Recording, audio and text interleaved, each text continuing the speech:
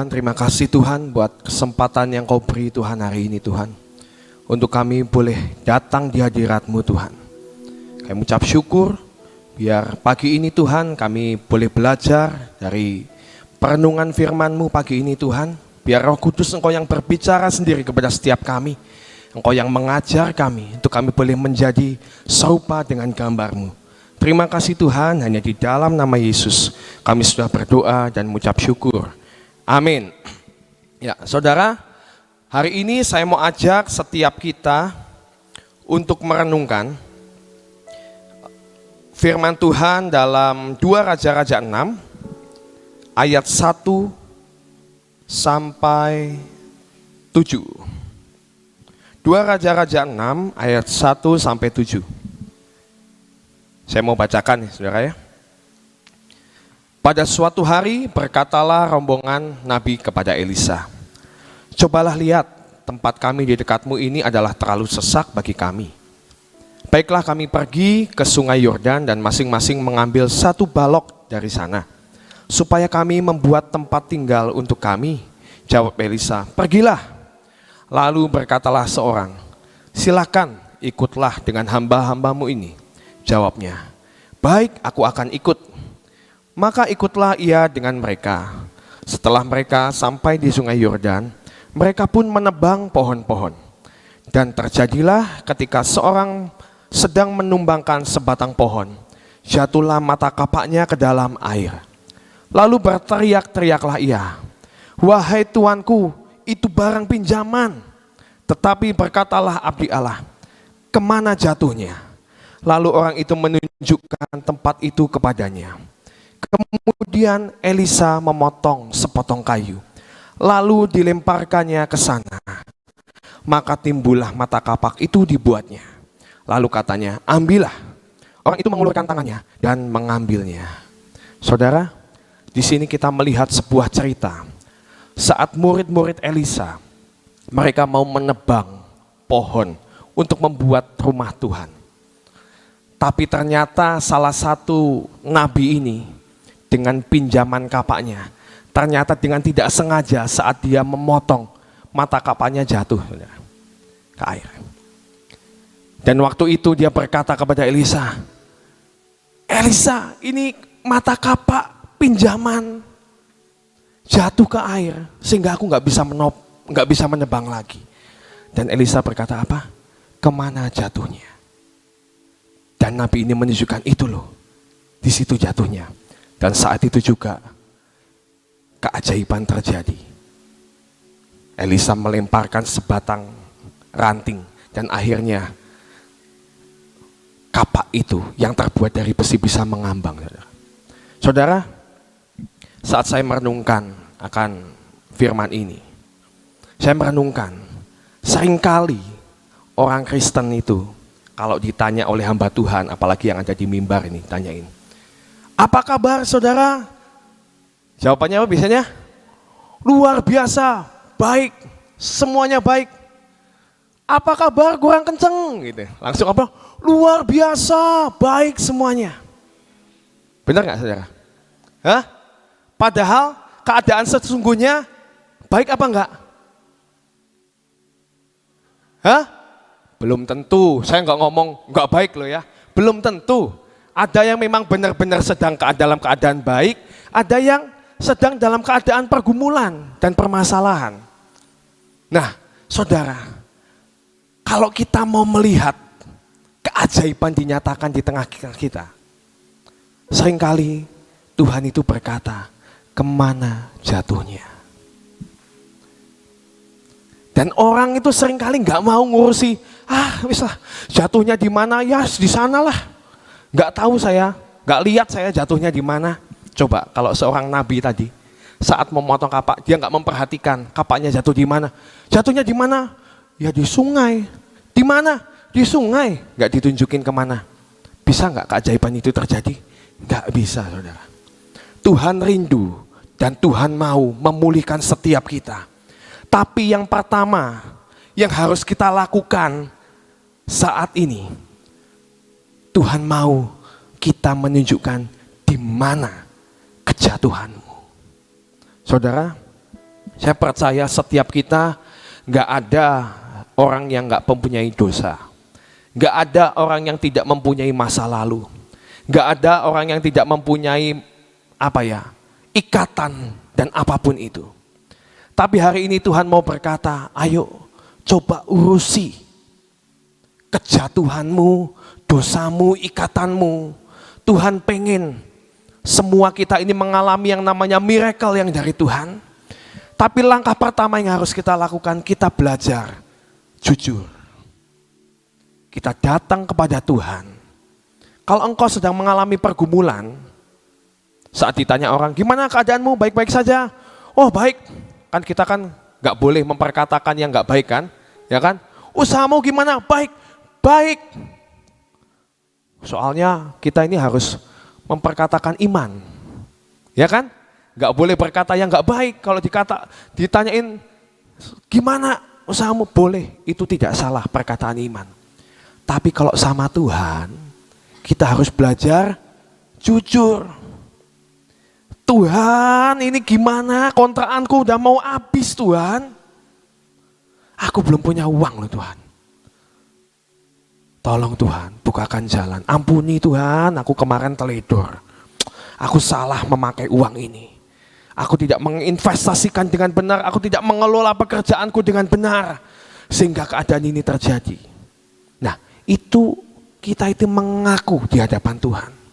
Jangan cuma minta, Tuhan kontrakanku habis Tuhan. Mana duitnya? Kok kamu gak memberkati aku? Ini sudah tanggal besok loh Tuhan. Udah mepet nih.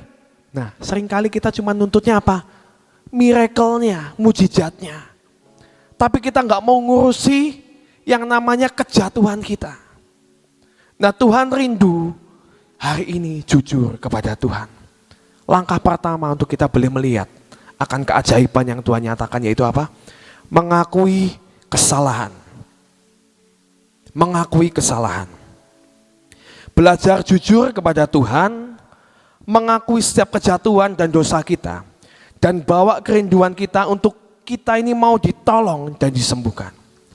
Saudara, saya dulu pernah mengikuti yang namanya Camp Pria Sejati. Sebelum nikah saudara, saya disuruh oleh Ibu Nani, ayo kamu belum pernah ikut Camp Pria Sejati, kamu ikut. Ikutnya saudara di dekat sini loh saudara, saya ikut regionnya sini nih, di Kuningan dulu. Nah waktu itu saya ikut saudara, saya ikut Camp Pria Sejati ini. Dan slogan pertama yang diberikan, ingat ya, keterbukaan itu adalah awal dari pemulihan.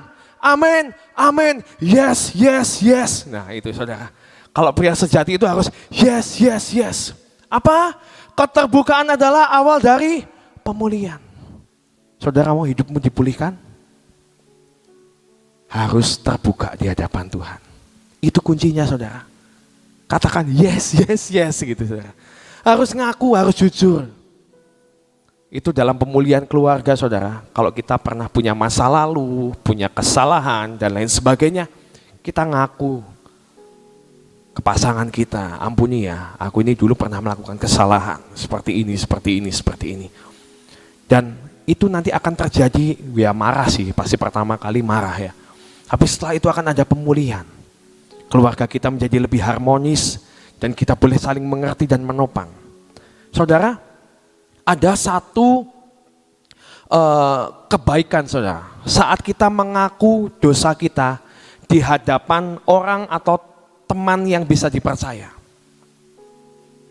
Ya, saat itu saya punya seorang teman dan dia mengaku, aduh aku ini jatuh dalam dosa perselingkuhan. Tolong aku, ampuni. Tuhan, tolong Tuhan. Aku mau ngaku lah di hadapan kamu.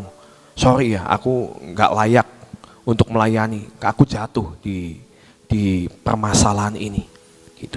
Nah saudara, seringkali orang itu dosa bagus sih, ngaku bagus gak? Bagus. Seringkali orang itu gak berani ngaku. Karena apa? Malu. Kamu udah melayani Tuhan, udah jadi pelayan panggung di mesbah ini.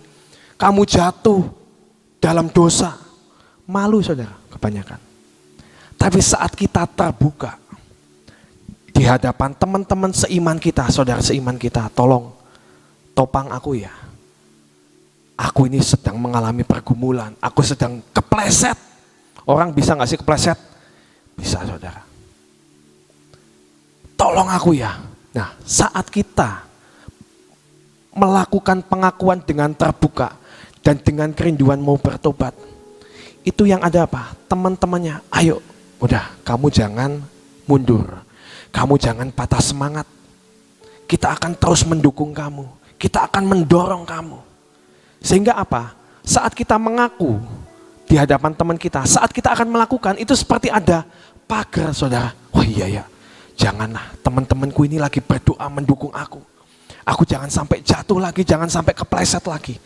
Itu ada pagar, saudara, yang akan memagari akan hidup kita. Untuk kita boleh menjadi benar. Pertobatan kita menjadi pertobatan yang sejati. Saat kita mengaku dengan terbuka. Nah, seringkali orang Kristen itu cuman mau bertobat, mengakui, tapi sudah sampai di situ. Oke, aku ngaku deh, aku salah. Udah, salah. Kan suami istri sering gitu kan.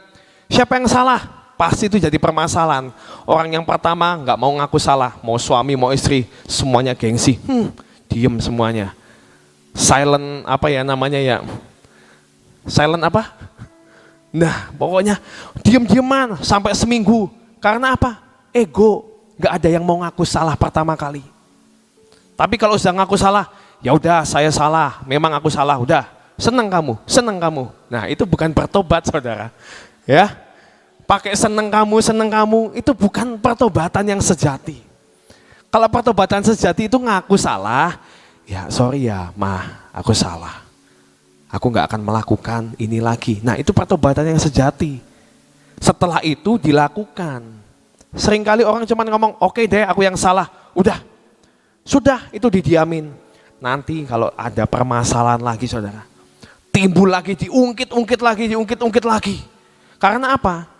Karena kita cuman lip service, kita cuman ngomong ya aku salah, aku bertobat, tapi nggak mau ngurusi yang namanya pertobatan kita.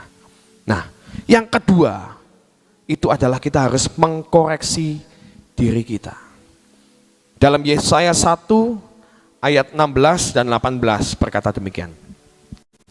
Basuhlah, bersihkanlah dirimu, jauhkanlah perbuatan-perbuatanmu yang jahat dari depan mataku. Berhentilah berbuat jahat.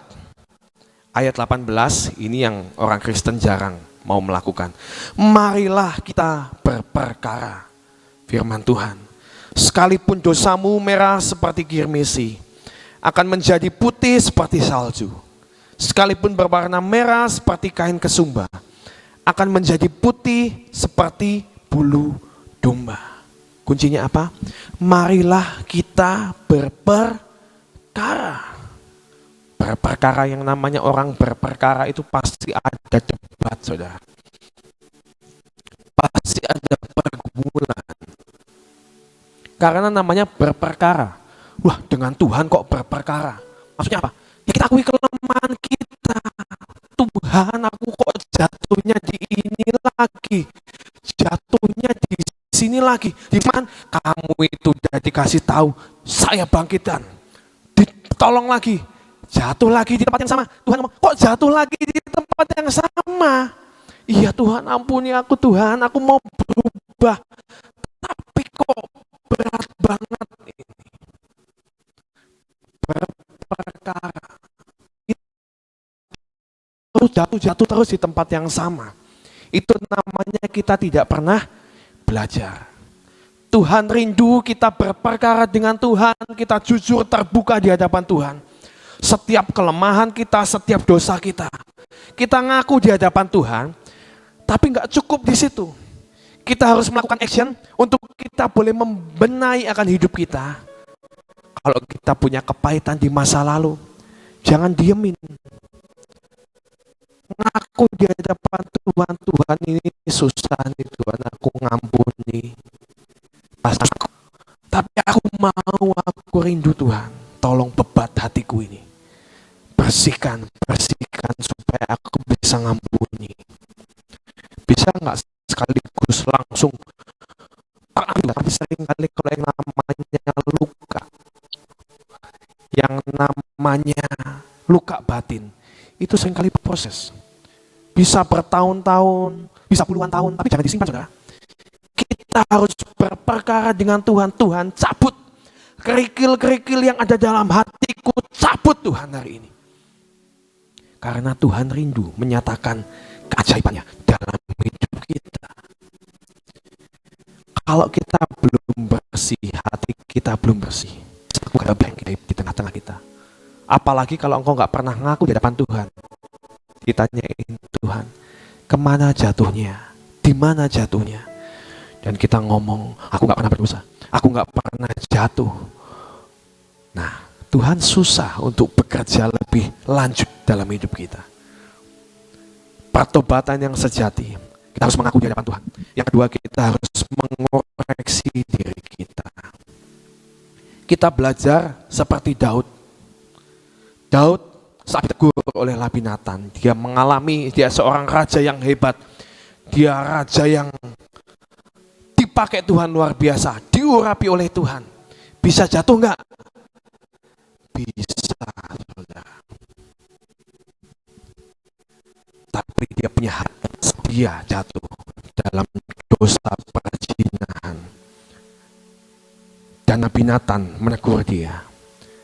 Dia gak sombong. Enggak, aku gak pernah melakukan, enggak. Dia datang ke hadapan Tuhan. Tuhan ampuni Tuhan, aku gak layak di hadapanmu. Ampuni aku yang berdosa ini. Pertobatannya sejati. Dan itu diterima oleh Tuhan. Dan Tuhan mengangkat dia lebih lagi. Bahkan dari keturunannya, lahirnya juru selamat dunia. Tapi kalau kita nggak pernah di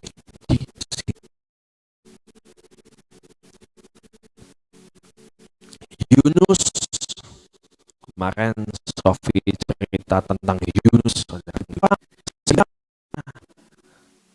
sudah bertobat saat dia di perut ikan, saudara. Dan akhirnya Tuhan menolong dia. Menolong, ya udah ayo kamu tak tolong. Ini balik lagi ya ke panggilanmu ya. Beritakan ke kota Niniwe. Suruh bertobat. Ya Tuhan, di perut ikan kan namanya amis, saudara, bau, saudara, nggak kuat dia. Bertobat, biasanya orang kan gitu, kalau udah kepepet baru bertobat. Tobat kumat, bukan tobat, bertomat. Bertobat tapi kumat. Setelah dia dilepaskan, masih bersungut-sungut lagi. Bertobat. Dia melihat keajaiban, ya. Saat orang bertobat, dia akan melihat sebuah keajaiban yang Tuhan nyatakan. Satu kota bertobat. Tapi setelah itu, dia cuma ngelihat saat Tuhan pengen dia move on. Ayo kamu lakukan lagi. Dosanya Yunus ini apa? Lari dari panggilan Tuhan. Suatu tempat, dia selalu namanya punya jurus langkah 1000, saudara. Saat Tuhan mungkin memanggil engkau, ayo kamu harus melayani Tuhan hari ini. Kamu harus jadi pendoa syafaat. Aduh nanti dulu, ibu saya ini ibu rumah tangga yang sibuk banget. Saya harus ngajarin anak, saya harus masak buat suami, saya harus menyiapkan ini. Kayaknya belum sempat deh, nanti aja. Melarikan diri. Nanti saat, ya udah, jangan itu, kamu jadi asyir aja. Aduh aku ini sibuk. Aku ini kok kerja ini sampai jam 6, gak bisa datang. Kalau kebaktian datangnya mulai jam 6, saya ini baru selesai kerja jam 6 kurang seperempat, saya nggak bisa melayani. Melarikan diri lagi. Yunus seperti itu. Saat Tuhan mau bekerja lebih lagi dalam hidupnya, dia ngomong, aduh Tuhan males lah, udahlah di sini aja lah, udah enak lah. Dia nggak mau bertobat. Akhirnya cerita Yunus cuma sampai di situ. Saya harap kita semua tahu ceritamu panjang. Katakan ke kiri kananmu, katakan ke dirimu, ceritaku masih panjang. Ceritaku tidak sampai di sini. Masih ada kelanjutannya. Masih ada kelanjutannya. Dan kalau kita mau Tuhan melihat pekerjaan Tuhan lebih dahsyat lagi, mari hari ini kita mau berperkara dengan Tuhan. Urusi setiap pekerjaan Tuhan dalam hidup kita. Dan saya percaya kita akan melihat kemuliaan Tuhan, kasih Tuhan dinyatakan dalam hidup kita. Amin saudara, amin. Saudara, yang diceritakan tadi, yang disampaikan oleh Freddy, sebenarnya yang Tuhan rindukan adalah kejujuran. Ya, kejujuran itu sangat luar biasa, karena dengan kejujuran itu kita akan bisa masuk ke dalam level yang lebih tinggi. Ya. Pada saat Adam dan Hawa jatuh dalam dosa, begitu dia jatuh, itu sudah mulai rasa kesombongannya timbul, gak mau mengakui kesalahan. Sebenarnya Tuhan tahu nggak kalau dia salah? Tahu. Tuhan itu maha tahu. Tapi kenapa Tuhan katakan, hai manusia, hai Adam, di manakah engkau? Kenapa Tuhan mesti nanya begitu? Sedangkan Tuhan sudah tahu kalau dia sudah berbuat dosa. Tapi kenapa tiba-tiba Tuhan katakan, Adam, di manakah engkau? Rendukan, buat saya itu jujur. Walaupun Tuhan sudah tahu bahwa kita berbuat dosa, tapi Tuhan ingin kejujuran, berperkara dengan Tuhan, jujur. Ya. Kamu tidak jujur juga Tuhan tahu, ngapain? Ya, lebih baik jujur apa adanya, maka engkau akan dapat mencapai level yang lebih tinggi. Mari kita Bapa, kami tahu bahwa kejujuran, keterbukaan itu membutuhkan kerendahan hati. Melepaskan segala ego kami, melepaskan segala harga diri kami. Oleh karena itu ya Tuhan, kami seringkali menyanyikan Hineni, tapi sebenarnya hanya lip service yang kami lakukan. Bapak, saat ini kami datang di hadapan-Mu. Berikan roh kerendahan hati seperti diri-Mu Tuhan, masuk dalam hidup kami. Sehingga kerendahan hati inilah akan membuka kami dalam kejujuran dalam hidup kami. Terima kasih untuk pagi hari ini. Terima kasih Tuhan untuk kesempatan kami boleh menyembah dan memuji Engkau. Terima kasih Tuhan untuk firman yang Engkau berikan buat kami. Saat ini kami datang di hadapan-Mu. Biarlah kami bukan sekedar mendengar dan mendengar, tapi kami mau menjadi pelaku daripada firman-Mu Tuhan. Terima kasih untuk semua dan semuanya ini.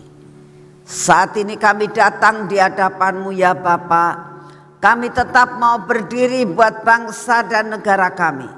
Saat ini kami datang di hadapan-Mu. Kami minta di dalam nama-Mu, ada lawatan luar biasa terjadi di Indonesia. Kami minta di dalam nama-Mu, tuaian besar-besaran akan terjadi di Indonesia.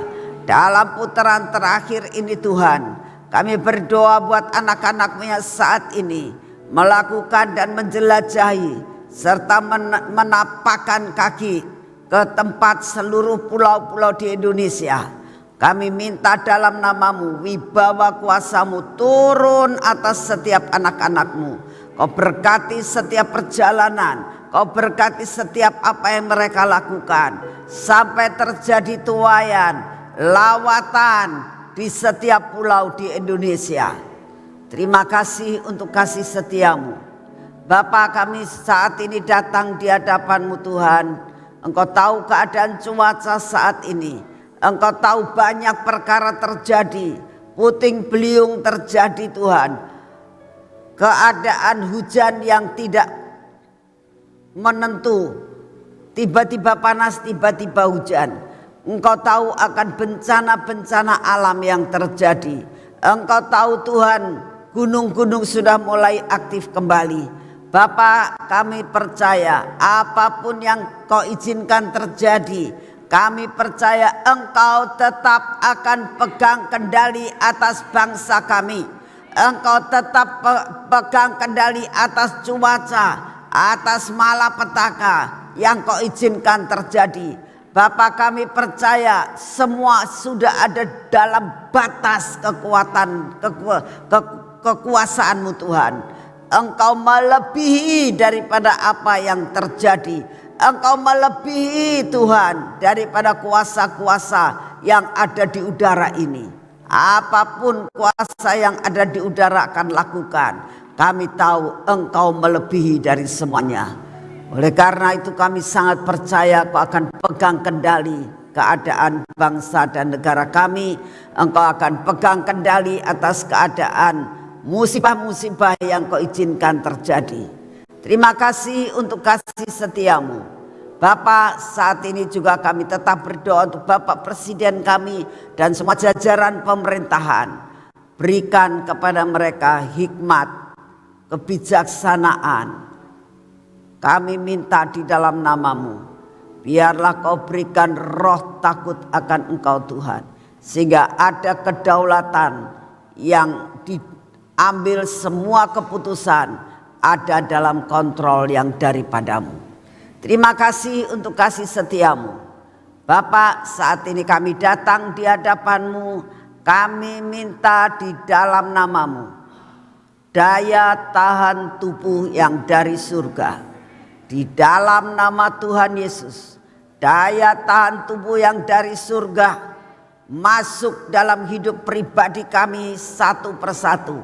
Kami menjadi kuat, kami menjadi sehat, kami boleh menyelesaikan destiny kami.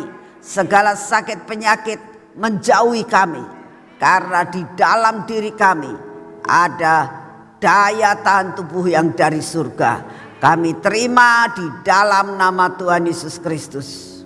Terima kasih Tuhan untuk kasih setiamu. Kami mengucap syukur pagi hari ini di dalam nama Tuhan Yesus Kristus. Mari kita masuk dalam pengurapan.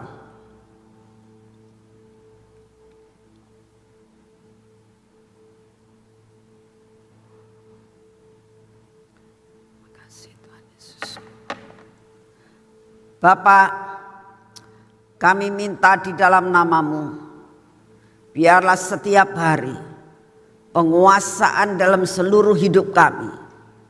Karena kami ada dalam urapan yang daripada-Mu. Dalam nama Tuhan Yesus, biarlah mata kami Kau urapi, telinga kami Kau urapi Tuhan, bibir mulut kami Kau urapi Tuhan, dan hati kami juga Kau urapi. Sehingga kami dapat mengatakan di hadapan-Mu, seluruh indera kami ada di dalam pengurapan yang daripada-Mu. Biarlah semua roh-roh yang menghambat pertumbuhan kami dipatahkan. Ini tangan kami pun urapi dengan minyak.